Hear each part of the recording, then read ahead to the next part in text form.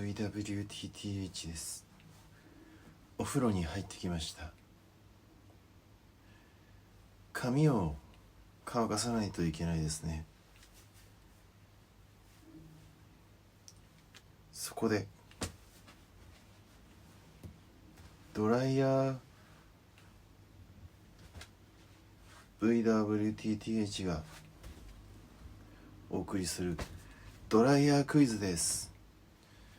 私が当てているドライヤーがホットかクールか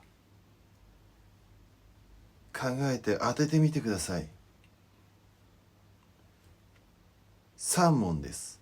問題は3問。全部当てられた方はすごいです。じゃあ行ってみましょう。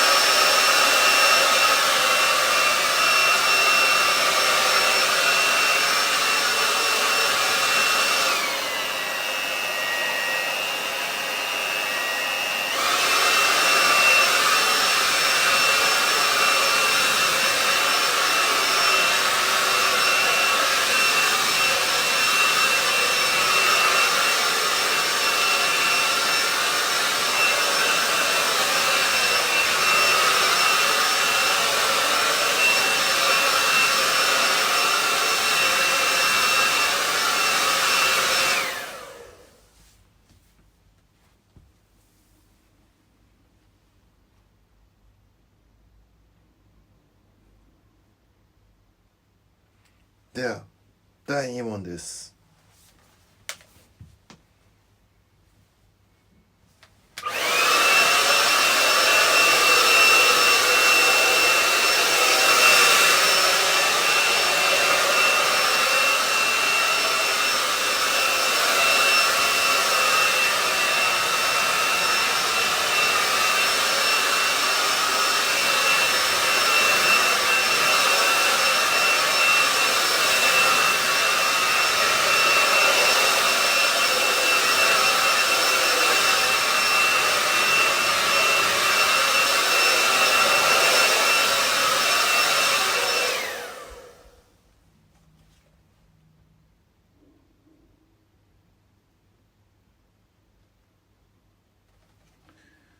ここが赤いからホットなの分かるぜってそう思った方もいるんじゃないですか。でも違います。クールの時も赤くなります。では最後の問題、第3問です。